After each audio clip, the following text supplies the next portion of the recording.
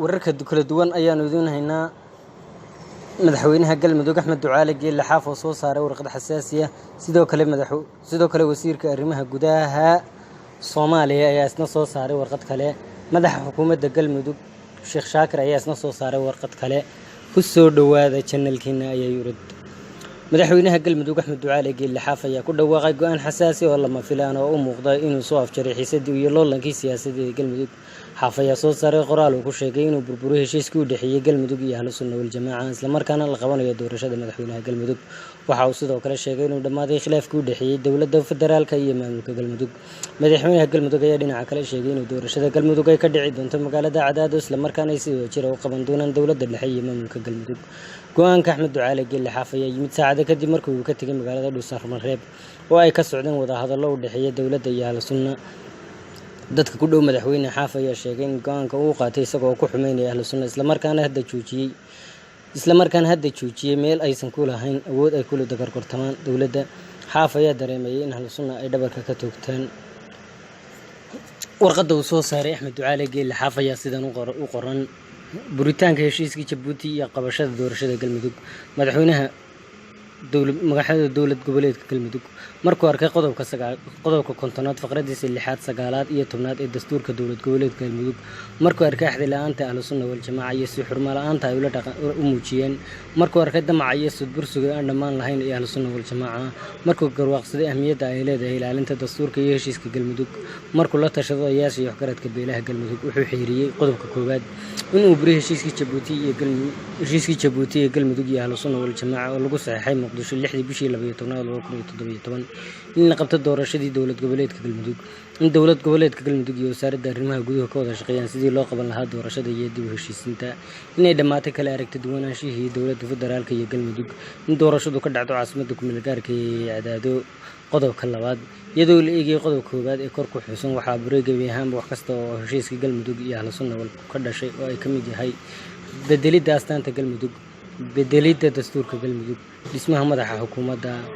bedelkii gudoomiyaha baarlamaanka iyo madaxweyne ku-xigeenka isku darka golaha baarlamaanka iyo dhismaha golaha wasiirada cusba xeerkan wuxuu dhaqan galayaa marka uu saxeexo madaxweynaha maamulka galmudug uuna saxeexayba sidoo kale waxa soo saaray warqado kale waxa soo saaray warqad kale soo saaray wasiirka arrimaha gudaha xukuumadda federaalka ee Soomaaliya Cabdi Maxamed Safariye warqadda ayaa sidan u qoray doorashooyinka iyo madaxweynaha dowlad goboleedka galmudug wasaaradda arrimaha gudaha federaalka iyo dib u heshiisiinta dowladda federaalka iyadoo ugu danaysa waajibaadkeeda dastuuriga ah ee korjoogteynta iyo xaqiijinta madax bannaanida iyo daahfurnaanta doorashooyinka dalka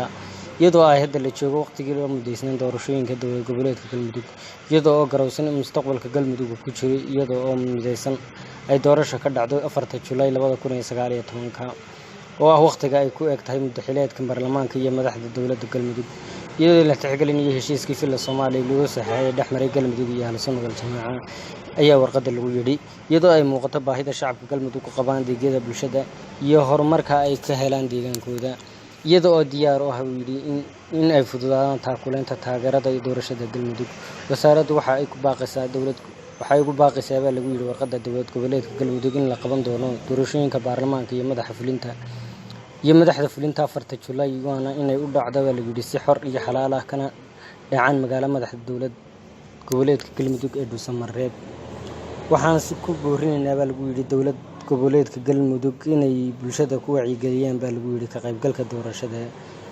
waxa warqadda iyadana ku saxeexnaa Cabdi Maxamed Safariye wasiirka arrimaha gudaha iyo dib u heshiisiinta ee dowladda federaalka ee Soomaaliya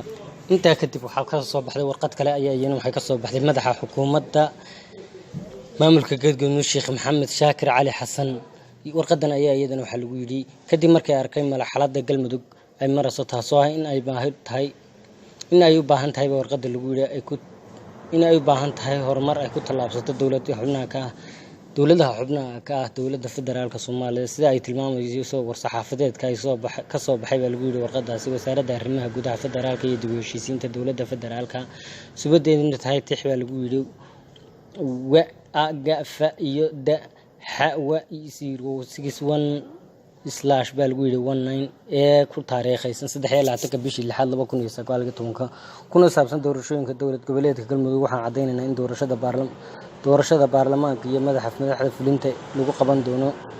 waqtigeeda oo ah baa lagu yidhi warqadaas 4 July laguna qaban doono magaalada madaxda Galmudug ee Dhuusamareeb sidaa darteed waxa ugu baaqaynaa baa lagu yidhi dhammaan shacabka reer Galmudug inay ka qayb qaataan doorashooyinka ay ka baaqday wasaaradda arrimaha gudaha federaalka iyo dib u heshiisiinta inta istaagan baa lagu yidhi midnimada wadajirka iyo ilaalinta heshiiska filla Soomaaliya lagu saxeexay ee horseedin mideynta shacabka Galmudug ugu dambeyn baa lagu yidhi waxaan u rajaynaynaa guud ahaan ummadda Soomaaliyeed gaar ahaan kuwa reer Galmudug guul iyo horumar wada shaqeyn wacan warqadan waxa ku saxnaa Sheekh Maxamed علي حسن الشيخ محمد شاكر haddaba arrintan ayaa u muuqata arrin aad u xasaasiya iyadoo oo saddexda qolo ay qolada madaxweynaha Galmudug Axmed Ducaale Geelle Xaaf uu doonayo inuu si hoose ula heshiisiyo baa lagu yidhi madaxda federaalka Soomaaliya si uu dhabarkiisna uga toogto markiisa ahlu sunna wal jamaa isla markaana uu haatan taagay meel aan kula gorgortami karin dowladda federaalka Soomaaliya inta ayaan ku soo gabagabeynaa warkeenii maanta ha ilaawina subscribe-ka channel-keena ayaa yiri. Assalaamu calaykum.